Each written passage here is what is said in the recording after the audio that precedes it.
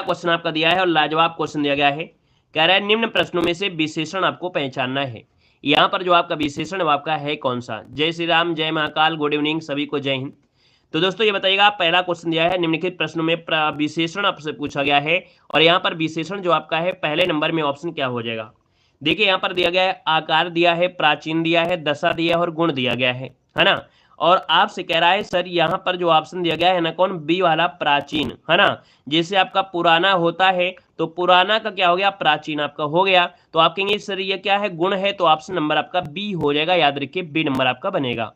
Next question दिया गया है और आपसे कह रहा है सर दूना दिया है, मोहन दिया है, पुस्तक दिया और सैनिक दिया है। आप कहेंगे सर दुगुना, तिगुना, चौगुना ये क्या होते हैं। ये तो आपका विशेषण होता है, वो भी निश्चित संख्यावाची में होता है। तो आपका जो आंसर है यहाँ पर राइट क्या हो जाएगा, यहाँ पर आपका ए नंबर राइट हो जाएगा। दोस्तों याद रखिएगा, क्लियर है। चलिए कोई बात नहीं, तबीयत सही हो जाए, थोड़ा शरीर को ध्यान देते रहना, है ना। यहाँ पर देखिए नेक्स्ट क्वेश्चन दिया गया है निम्नलिखित में से किस वाक्य में सकर्मक क्रिया दी गई है। क्वेश्चन नंबर आपका दिया है तीसरे में और आपसे सकर्मक क्रिया अच्छा नहीं है, ये आपसे पूछा गया है। देखिए कितना अच्छा क्वेश्चन दिया गया, सकर्मक क्रिया नहीं है आपसे पूछा गया है। तो आप कहेंगे सर जी सोता है, रोता है, अरे ये क्या होते हैं, ये अकर्मक क्रिया होती है। तो बस आपका आंसर हो गया, आपका सी नंबर है। बाकी हर एक में आपको सकर्मक मिल जाएगा। नेक्स्ट क्वेश्चन दिया गया है निम्नलिखित में से कृत्यवाच्य आपका संबंधित वाक्य कौन सा है। ये क्वेश्चन आपको जवाब देना है, क्वेश्चन नंबर आपका 4। चलिए 4 नंबर का आपका जवाब दीजिए कि सकर्मक क्रिया जो आपकी इनमें से क्या है। यहाँ पर देखो आरा मशीन से लकड़ी काटी जा रही है। हमने कहा से शब्द और द्वारा ये किसमें होते हैं, तो ये तो कर्म में पहुंच जाता है। से होता है या तो द्वारा होता है, ये तो कर्म में जाता है। ये नहीं आपका है, ये नहीं है, ये आपके भाव में हो गया। तो बस एक ही ऑप्शन बचा है, भारत ने एक नया उपग्रह छोड़ा। तो ये भारत यहाँ पर क्या हो गया, कृत्य में हो गया, कर्ता हो गया। तो इसका मतलब ये आपका आंसर आपका हो गया कौन सा, डी नंबर राइट हो जाएगा। दोस्तों याद रखिएगा, क्लियर है। अगला क्वेश्चन आपसे कह रहा है निम्नलिखित में से किस क्रमांक में अंतःस्थ व्यंजन है। बार बार आपने क्वेश्चन पढ़ा होगा, अंतःस्थ होते हैं य र ल व, है ना। अर्थात देखा जाए तो यहाँ पर जो आंसर आपका है वो आपका राइट हो जाएगा, डी नंबर या र ल व, बिल्कुल सही जवाब हो जाएगा। अगला क्वेश्चन आपसे कह रहा है निम्नलिखित प्रश्नों में से स्त्रीलिंग आपका है कौन। चलिए प्रीतम दिया है, शुद्ध दिया है, श्यामा दिया है और अबल दिया है। श्यामा, देखिए ऑप्शन नंबर आपका जो दिया है सी नंबर श्यामा, ये शब्द क्या है, तो आपका स्त्रीलिंग बनेगा, है ना। तो ऑप्शन नंबर क्या बनेगा, यहाँ पर सी हो जाएगा। नेक्स्ट क्वेश्चन दिया गया है घट दिया है, चंदन दिया है, काठ दिया और कच्छा दिया है। आप कहेंगे सर कच्छा कैसी है, तो कच्छा कैसी है, ये कच्छा बहुत अच्छी है ना। इस कच्छा में सभी लोग यहाँ पर पढ़ने वाले हैं। तो ये कच्छा जो आपकी क्या है, स्त्रीलिंग, आपका आंसर है राइट हो जाएगा, क्लियर है। अगला क्वेश्चन आपसे कह रहा है बेल शब्द का बहुवचन क्या होता है। बेल शब्द का बहुवचन इनमें से क्या होता है। तो आप कहेंगे बेल का होता है बेलें, क्या होता है, बेलें। यहाँ पर आंसर आपको ए बताना है, ठीक है। क्या बताएंगे, बेल का बेलें होता है, याद रखिएगा। अगला आपसे कह रहा है वृक्ष से पत्ते गिरते हैं, वाक्य में कौन सा कारक है। अब जब ये से शब्द दिया है और अलग हो रहा है, तो से शब्द और अलग शब्द किस में होगा, तो आप कहेंगे सर ये अपादान कारक में होता है। आपका जवाब बिल्कुल सही हो जाएगा, ए नंबर। अगला दिया है राकेश बहुत मेहनत करने वाला लड़का है ना। यहाँ पर दिया है बहुत मेहनत करने वाला, और भैया जो बहुत मेहनत करने वाला होता है उसे कहते हैं यहाँ पर परिश्रमी। क्या बोलते हैं, परिश्रमी कहा जाता है, याद रखिए परिश्रमी कहा जाएगा, है ना। या इसको हम लोग बोलते हैं मेहनती, क्या बोलते हैं, मेहनती शब्द बोलते हैं, मेहनती हो जाएगा। अगला दिया गया है जो अव्यय दो पदबंधों या अव्यय को जोड़ने का कार्य करते हैं। तो भाई जब जोड़ने का कार्य कर रहा है, चाहे दो पद हो, चाहे दो पदबंध हो या उपवाक्य हो, तो इनको जोड़ने का जो कार्य करते हैं उनको बोलते हैं समुच्चय बोधक कहते हैं, क्योंकि दो आपके हैं। तो आपका आंसर क्या हो गया, बी नंबर इसका राइट हो जाएगा, समुच्चय, क्लियर हो गया है। अगला बताइएगा, क्वेश्चन कह रहा है कि भारत में अंग्रेजी भी सरकारी कामकाज की भाषा है, रेखांकित शब्द के लिए आपको बताना है। ये जो सरकारी कामकाज की भाषा है इसे कहते क्या है, इसे क्या कहेंगे, यहाँ पर बताना है। तो दोस्तों यहाँ पर देखो दिया है राजभाषा, राष्ट्रभाषा, विभाषा और राष्ट्रीय भाषा। ये क्वेश्चन बड़ा अच्छा है ना। ये क्वेश्चन बड़ा अच्छा है क्योंकि आपके लगे दिमाग में आएगा कि अंग्रेजी दिया है, बाकी अंडरलाइन सिर्फ इतने में किया है। तो याद रखिए जो सरकारी कामकाज की भाषा होती है वो आपकी राजभाषा होती है। क्या होती है, राजभाषा होती है। लेकिन अगर आपसे ये कह देता कि अंग्रेजी भी सरकारी कामकाज की भाषा है तो क्या कहते, अब ऐसी स्थिति में क्या होगा, तो आप कहेंगे सर अंग्रेजी भी सरकारी कामकाज की भाषा बोलते हैं, सहभाषा क्या होती है, ये सहभाषा होती है, याद रखिएगा जब अंग्रेजी शब्द होती है। क्लियर है, तो आंसर आपका हो गया ए नंबर ए राइट हो जाएगा। नेक्स्ट क्वेश्चन दिया गया है और आपसे कह रहा है नीचे 4 शब्द दिए गए हैं जिनमें से 3 की वर्तनी गलत दी है और एक आपकी सही दी गई है, ठीक है ना। पर आपसे कह रहा है, क्या कह रहा है, कह रहा है आपसे यहाँ पर सही आपसे पूछा गया है दृश्य है, और दृश्य सही कौन होगा, देखिए 13 नंबर में यहाँ पर दृश्य जो आपका दिया है वो आपका ए नंबर आपका हो जाएगा दृश्य। क्लियर है, अगला बताइएगा क्वेश्चन आपसे अगला पूछा गया है, आपसे कह रहा है ऐतिहासिक सही होता है कैसे लिखेंगे। ऐतिहासिक दिया गया और आप कहेंगे सर ऐतिहासिक लिखा है कौन सा, ऐतिहासिक ऑप्शन देखिए आपका हो जाएगा बी नंबर ए राइट हो जाएगा बी नंबर ए। यहाँ पर देखिए अगला क्वेश्चन दिया गया है, यहाँ पर वार्ड में दिया गया है और वार्ड में कैसे लिखेंगे, वार्ड में लिखा जाता है, यहाँ पर देखिए ये जो आपका दिया है वार्ड में बिल्कुल सही हो जाएगा इस प्रकार से। अगला दिया गया है सौहार्द होता है, क्या होता है, देखिए 16 नंबर में ऑप्शन, चारों ऑप्शन देखिए, चारों ऑप्शन में जो आपका सौहार्द है वो आपका ये वाला सही दिया है, ऑप्शन डी वाला आपका सही है। अगला आपसे दिया गया है 17 नंबर में आपसे ज्योत्सना दिया गया है। ज्योत्सना की बात करते हैं तो ज्योत्सना किस प्रकार से सही करेंगे, आधा ता होगा और आधा सा भी होगा, देखिए ऑप्शन आपका सी वाला यहाँ पर राइट हो जाएगा। नीचे आपको रिक्त स्थान भरना है, अर्थात यहाँ पर देखो दिया गया है ना, कि आपको यहाँ से पढ़ना है कि एक समाज में मीडिया और संचार माध्यमों की क्या भूमिका है समाज के, ये देखिए 18 दिया है और यहाँ पर देखो दिया गया है 18 में से क्या है, यहाँ पर परिचालन, प्रतिपादन, मूल्यांकन या संश्लेषण, मतलब ऊपर से पढ़ते हुए आएंगे और ये खाली स्थान में ये 4 ऑप्शन में कोई एक ऑप्शन भर दिया जाएगा तो ये सेंटेंस भी आपका पूरा हो जाएगा। जैसे ऊपर पढ़ने के बाद ये मूल्यांकन, ये आपका है विषय में क्या है मूल्यांकन होता है तो ये भर दिया जाता है, कुछ इस प्रकार से होता है, ठीक है ना। तो ऐसे आप लोगों को यहाँ पर भर लेना है। अगला आपसे यहाँ पर दिया गया है क्या, आपका अनुच्छेद दिया गया है, यहाँ पर यार अलावा आपका दिया गया है ना। इसमें कैसे करते हैं, पहले क्वेश्चन से पहले जो आपका एक दिया है यहाँ से स्टार्ट करते हैं, अंत किया जाता है यहाँ से, यार अलावा जो आपके हैं ये इधर उधर आपके हो जाते हैं, तो इनको क्या करना है क्रम से करना होता है, एक सॉल्व कर लीजिएगा, बाकी और कोई दिक्कत आपको है नहीं है। आप देखिए यहाँ पर कौन सा हो सकता है, कह रहा है कि गृह मंत्री ने देश की आपदाओं के निमित्त समीक्षा कर रहा है और ऐसे यहाँ पर ऐसे पिछले 5 वर्षों में बेहतर हुआ है और केंद्र और जो आपकी केंद्र है इलाकों में एक दैनिक उपयोग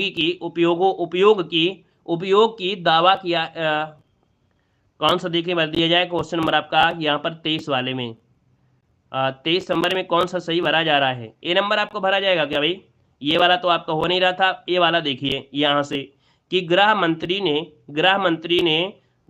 ने दावा किया है, हाँ यहाँ से देखिए ऑप्शन आपका इस वाले से हो जाएगा ए नंबर से, ला से स्टार्ट होगा और ला से स्टार्ट हुआ है बिल्कुल सही हो जाएगा, क्योंकि गृह मंत्री ने दावा किया है कि देश का जो आपदा प्रबंधन है ना, वह पिछले 5 वर्षों से बेहतर हुआ है और केंद्र देश की आपदाओं की नियमित समीक्षा कर रहा है और ऐसे इलाकों को दैनिक उपयोग की आवश्यकताएं उपलब्ध करा रहा है। देखिए ऑप्शन आपका ये हो गया है, क्लियर हो गया है। अब आपको देखिए कितने क्वेश्चन सही करना है, यहाँ पर देखिए जो 24 नंबर है इसका भी स्क्रीनशॉट ले लीजिए एक बार, है ना, इसको प्रयास करिए कि कैसे हमको मिलान करना है, क्या शुद्ध वाक्य बन रहा है कि नहीं बन रहा है, ठीक है ना। और इसके बाद यहाँ पर देखिए क्वेश्चन नंबर आपका 25 स्क्रीनशॉट लीजिए, ठीक है, यहाँ पर 25 की आपको करना है। इसके बाद क्वेश्चन नंबर आपका 26 का स्क्रीनशॉट ले लीजिएगा, अभी सभी के आंसर आपको बता दे रहे हैं। यहाँ पर देखो आपका 27 नंबर दिया है, 27 नंबर को स्क्रीनशॉट ले लीजिएगा, ठीक है। जब इतने क्वेश्चन एक साथ आप करेंगे तो आपको समझ में आ जाएगा। और एक क्वेश्चन आप अगला आ गया है, अब देखिए क्वेश्चन नंबर आपका जो 25 है उसका आंसर याद रखिए, 25 का आंसर यहाँ पर क्या बनेगा, बी बनेगा। 26 का जो आंसर आपका है वो आपका बी बनेगा, ठीक है। 27 का जो ऑप्शन है उसका आपका बी बनेगा, ठीक है। और 28 का जो ऑप्शन है यहाँ पर आपको बताना है। तो ये 3 जो क्वेश्चन है पहले उसको आप मिलान कर लिए होंगे, है ना। तो अब क्या है कि आप लोगों को आंसर बता दिया है, इससे आपको पता भी चल जाएगा कि हाँ वाकई में आंसर क्या है, क्लियर है। चलिए क्वेश्चन नंबर 28 बताइए, किस समास के समस्त पद का प्रयोग क्रिया विशेषण के रूप में होता है। क्रिया विशेषण में क्या हो जाएगा, देखिए क्रिया विशेषण के रूप में यहाँ पर 28 नंबर का जो ऑप्शन है वो आपका हो जाएगा जो अव्ययी भाव होता है, कौन ये जो अव्ययी भाव होता है दोस्तों याद रखिए, अव्ययी भाव समास है ना। किंतु कभी अपवाद शब्द भी आपको मिलते हैं, जैसे हाथों हाथ, दिनों दिन, घर घर, तो ये क्या है क्रिया विशेषण, जैसे दिनों दिन, है ना, हाथों हाथ, तो ये शब्द क्या होते हैं एक प्रकार से ये आपकी कह सकते हैं कि एक प्रकार से क्रिया विशेषण में भी प्रयोग कर सकते हैं। तो इसका आंसर आपका हो जाएगा सी नंबर ए राइट हो जाएगा। नेक्स्ट क्वेश्चन आपसे दिया गया है और आपसे कह रहा है शाखा मर्ग शब्द में कौन सा समास है। शाखा मृग होता है बंदर, है ना। शाखा मृग किसे कहा जाता है? शाखाओं का है जो मृग अर्थात बंदर कहते हैं। अब आप देखिएगा यहाँ पर आंसर आपका 29 नंबर में क्या कर दिया जाए, सही आंसर इनमें से क्या हो जाएगा। चलिए देखिए आपका जो 29 नंबर है इसका आंसर क्या किया जाएगा। तत्पुरुष हो सकता है क्या? तत्पुरुष हो सकता है क्या? तत्पुरुष शाखा, देखिए यहाँ पर देखा जाए अगर कर्मधारय देखते हैं, शाखाओं का है जो मृग अर्थात जिसे बंदर कहते हैं, है ना। और अगर यहाँ पर हम कर्मधारय ले जाते हैं, कर्मधारय ले जाते हैं और इसमें से बहुब्रीहि समास का भी प्रायिकता बन रहा है ना। याद रखिए बहुब्रीहि समास की प्रायिकता बन रही है, क्यों? क्योंकि शाखा मृग अर्थात शाखाओं का है जो मृग अर्थात बंदर, तो ये विशेष शब्द की ओर इंगित करता जा रहा है। कहाँ पर है? विशेष अर्थ की ओर इंगित करते जा रहा है। तो विशेष अर्थ में यहाँ पर देखिए बहुब्रीहि आपका हो गया। बाकी यहाँ पर अगर ये ना होता तो हम लोग कर्मधारय समास लगा देते, ठीक है। क्या कर्मधारय समास लगा देते, क्योंकि है जो शब्द भी आपको मिला है, लेकिन यहाँ पर एक विशेष अर्थ की ओर भी फोकस कर रहा है। विशेष अर्थ क्योंकि शाखा मृग बंदर ही होते हैं, हम लोग तो बंदरों की तरह नहीं चढ़ सकते हैं ना। बंदर के अलावा और कोई ऐसा चीज है जो पेड़ों में आपको दौड़ते हुए छलांग मारते हुए चढ़ जाए, अर्थात ये विशेष अर्थ को लेकर गया है, इसलिए बहुब्रीहि आपका हो गया है। समझ में आ गया होगा। अगला क्वेश्चन दिया गया है, कह रहा है री और अर में जो बदलता है, ठीक है, र और जो ऋषि है ये अर में बदलता है, कौन सी संधि है?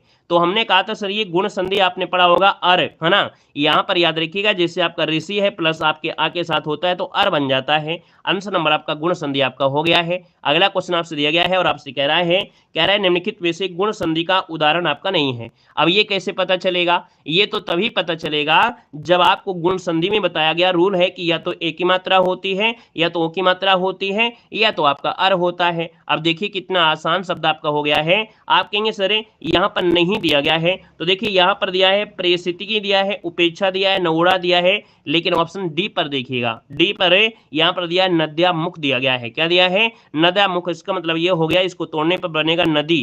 क्या बनेगा? नदी। और इसके बाद क्या बनेगा? नदी धन आमुख। क्या हो जाएगा? आमुख। नदी धन आमुख हो गया, तो इसका मतलब ये आपका जो है वो आपका यण संधि आपकी है। बाकी यहाँ पर प्रेषिति जो आपका शब्द ये कैसे बनता है? तो ये बनेगा इसमें प्राधन इपिति। क्या बनेगा? प्राधन इसित बनेगा। ये भी आपकी गुण संधि में आपका आएगा, याद रखिएगा, ठीक है। आपका ये रि शब्द आएगा जो अर वाले में होता है। यहाँ पर देखिए अगला है दीर्घ संधि की सही परिभाषा क्या है? दीर्घ संधि कैसे बनता है?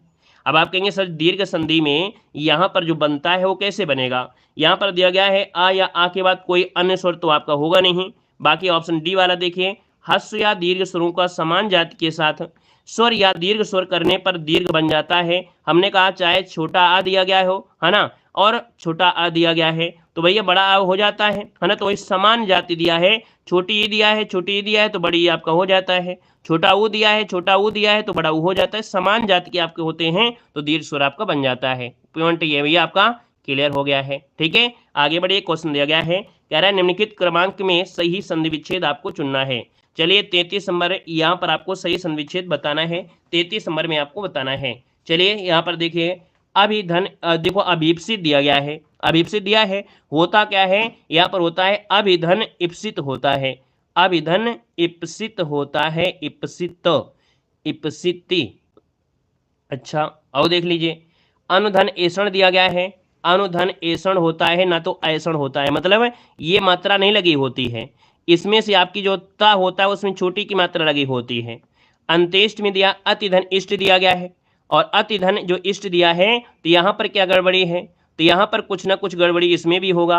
अंत्य होता है, क्या दिया? अति दिया है, लेकिन होगा कैसे? यहाँ पर होगा आपका आ आधा ना और आपका यहाँ पर जो आपका आधा ता और या ऐसे बनेगा, और इसके बाद आपका इष्टि बनेगा। मतलब इसमें ये गड़बड़ी, इसमें अ की मात्रा है, इसमें आपकी ये गड़बड़ी है।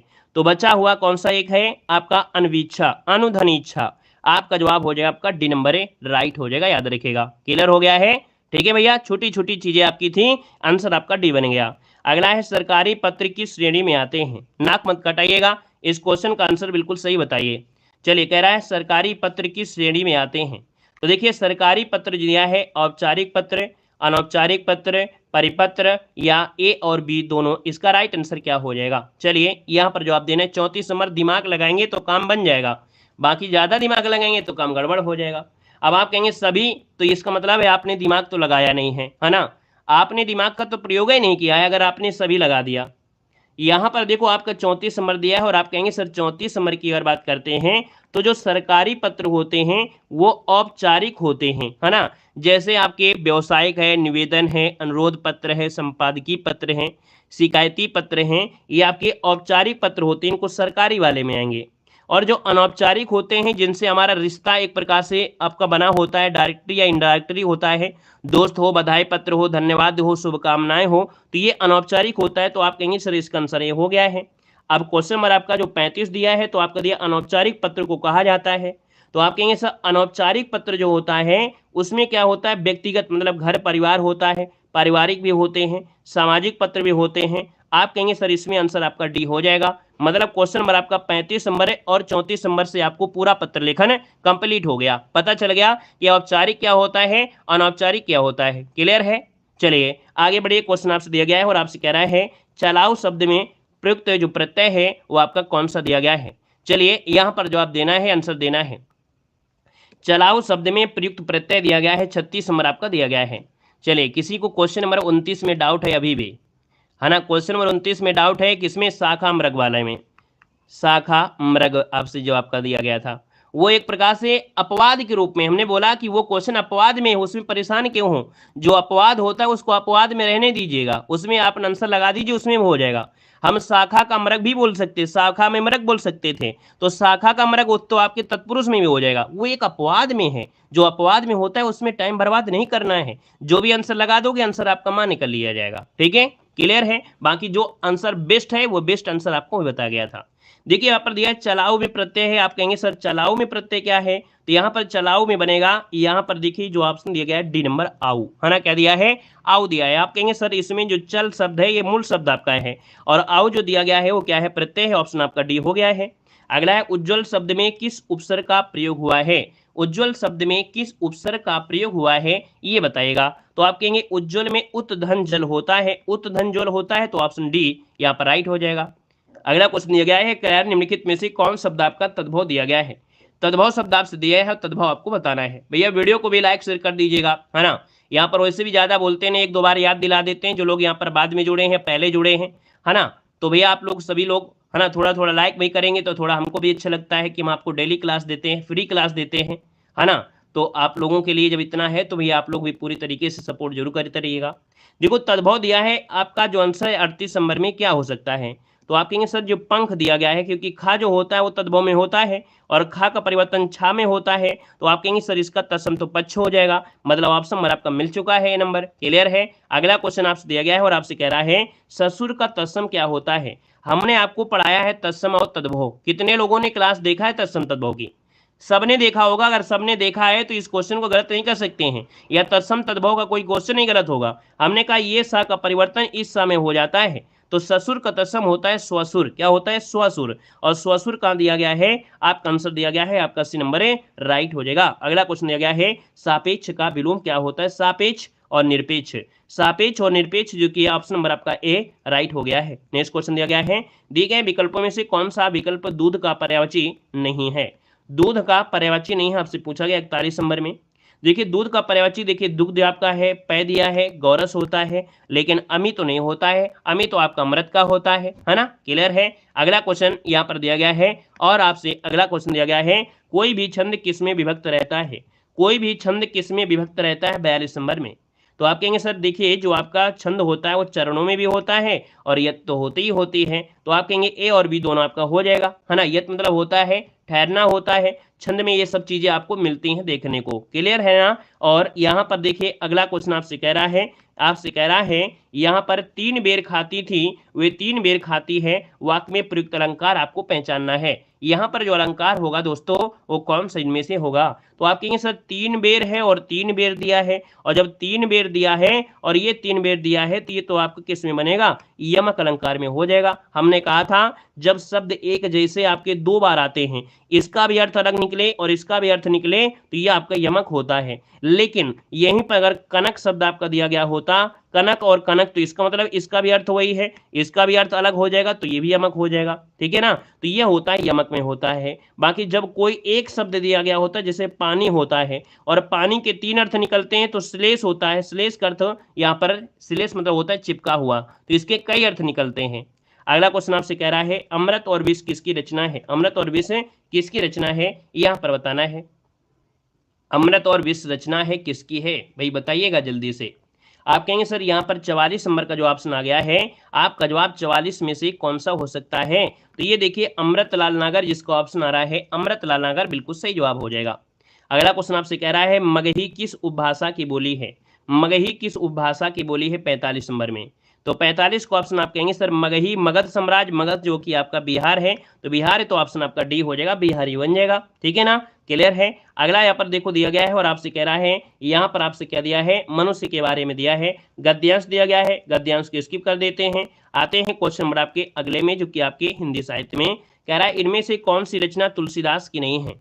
तो हमने कहा सर यहाँ पर देखिए कवितावली है, गीतावली है, रामचरितमानस है, लेकिन जो साकेत है तो मैथिलीशरण गुप्त का है, तो आप कहेंगे सर इसका आंसर आपका बनेगा गुप्त बन जाएगा। क्लियर है। अगला क्वेश्चन यहाँ पर दिया गया है, यहाँ पर आपसे कह रहा है कि सर अबलव नसानी अबना नसे हो, तुलसीदास की यह पंक्ति उनकी किस रचना से उद्धृत की गई है। अब तो ये आपको पता चल गया है कि सर ये तुलसीदास की पंक्ति है कि अबलो नसानी अबना नसई हो, अभी तक मैंने जो भी यहाँ पर नाश कर दिया, अभी तक जो भी मैं अंधकार में था, है ना, मैं नहीं जानता था, अपना समय बर्बाद कर दिया, अब मैं अपने समय को बर्बाद नहीं करूंगा, तो ये तुलसीदास ने कहा है। तो आप कहेंगे सर ये आंसर आपका सी नंबर विनय पत्रिका से लिया गया है। अगला क्वेश्चन यहाँ पर दिया गया और आपसे कह रहा है अबलव नसाने अबना नसई हो, ये रचयिता कौन है। अब क्या है, इतना अच्छा क्वेश्चन आ गया है, आप कहेंगे सर यहाँ पर देखा जाए तो आपका आंसर ये हो जाएगा तुलसीदास बन जाएगा। तुलसीदास आपका जो आंसर है बिल्कुल सही जवाब हो जाएगा। अगला क्वेश्चन आपसे दिया गया है कि रामानुजन ने किस दर्शन का प्रतिपादन किया है। ये बताएगा रामानुजन ने जो किस कह सकते हैं किस दर्शन का प्रतिपादन किया है, आपका आंसर इनमें से क्या बनेगा। बहुत अच्छे, आप कहेंगे सर यहाँ पर देखा जाए तो आपका जो आंसर आ रहा है 382 नंबर में, तो आपका आंसर हो जाएगा ये विशिष्ट द्वैतवाद। राम जो थे वो आपके भगवान विशिष्ट, हमने कहा राम विशिष्ट हैं, तो आंसर आपका हो गया बी नंबर। अगला है अष्टछाप के संस्थापक आपके कौन थे। अष्टछाप के जो संस्थापक हैं वो आपके हैं कौन, तो आप कहेंगे सर अष्टछाप के जो संस्थापक हैं यहाँ पर ये आपके हैं कौन, विट्ठल नाथ है दोस्तों, याद रखिए विट्ठल नाथ आपको बताना है, सी नंबर हो जाएगा। अगला दिया गया है मीराबाई के गुरु आपके कौन थे। मीराबाई के गुरु आपके कौन थे, यहाँ पर बताना है मीराबाई के जो गुरु हैं वो आपके होंगे कौन। तो आप कहेंगे सर मीराबाई के गुरु यहाँ पर देखिए जो रैदास हैं, कौन है, रैदास, ऑप्शन नंबर आपका ए राइट हो जाएगा, रैदास हो जाएगा। अगला क्वेश्चन आपसे कह रहा है सूरदास किसके शिष्य थे।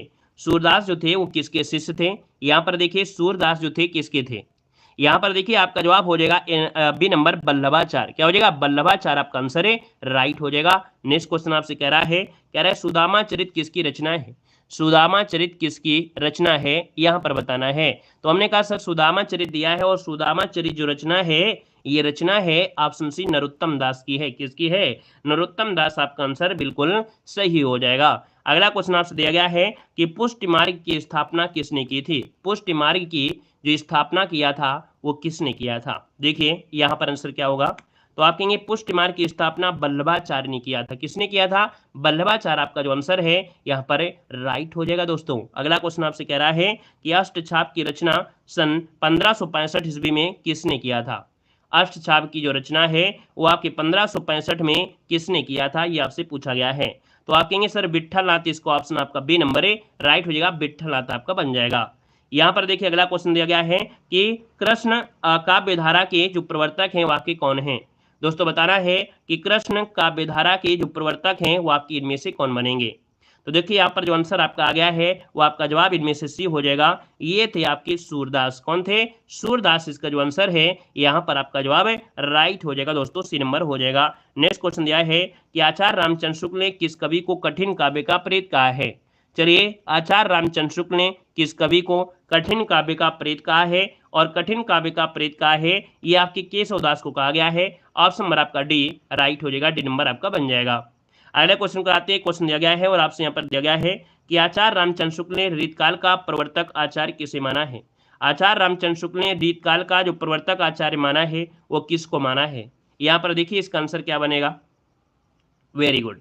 यहाँ पर देखा जाए तो आप कहेंगे सर इसका जो आंसर आ गया है, यहाँ पर जो आंसर है वो आपका राइट क्या हो जाएगा, बी नंबर है, चिंतामणि को कहा है। याद रखिए आचार्य रामचंद्र शुक्ल ने रीतकाल का प्रवर्तक आचार्य किसे, तो आपके चिंतामणि को माना है। अगला दिया है कि भूषण रीतकाल की किस काव्यधारा की कवि आपके हैं। भूषण जो है रीतकाल की किस काव्यधारा के कवि हैं। भूषण जो आपके हैं वो रीतबद्ध से, ये आपको ये क्वेश्चन आपको याद रख लेना है, बहुत बार पूछा गया है। जो भूषण आपके रहे हैं वो रीतबद्ध काव्य धारा से आपके रहे हैं। अगला क्वेश्चन आपसे कह रहा है आपसे यहाँ पर क्वेश्चन कि रीतकाल की रीत सिद्ध काव्य धारा के कवि कौन है। तो ये देखिए रीत सिद्ध काव्य धारा के जो कवि हैं वो आपके बिहारी जी हैं। कौन है? बिहारी हो जाएंगे। यहाँ पर जो आपका बद्ध होता है वो आपके भूषण होते हैं, सिद्ध आपके हैं बिहारी। अगला रीतकालीन कवियों की काव्य भाषा क्या थी। रीतकालीन कवियों की जो काव्य भाषा थी वो दोस्तों क्या थी, तो आप कहेंगे सर यहाँ पर आपकी ब्रज भाषा थी। याद रखिए रीतकालीन की जो कवि रहे उनकी जो भाषा है वो ब्रज भाषा रही थी। अगला आपसे दिया गया है कि कवि प्रिया के रचनाकार का नाम बताना है। कवि प्रिया के जो रचनाकार हैं वो आपके कौन हैं, तो दोस्तों ये आपके हैं केशवदास हैं। कौन है? केशवदास आपका आंसर है, राइट हो जाएगा। नेक्स्ट क्वेश्चन दिया गया है इनमें से कौन सा कवि रीत मुक्त नाम का नहीं है। इनमें से कौन सा कवि रीत मुक्त का नहीं है। रीत मुक्त में दोस्तों आपके बोधा है, आलम है, घनानंद है, लेकिन केशवदास आपके नहीं है। याद रखिए केशवदास नहीं है। यहाँ पर अगला क्वेश्चन दिया गया है कि शिवराज भूषण के रचयिता है ना, रचयिता जो कवि हैं वो आपके कौन है। शिवराज भूषण दिया है। शिवराज भूषण में दोस्तों आपकी ये जो भूषण है, भूषण ऑप्शन नंबर आपका बनेगा आपका बी नंबर। नेक्स्ट क्वेश्चन दिया गया है रीत काल के उस कवि का नाम बताइए जिसने वीर रस में कविताएं लिखी हैं।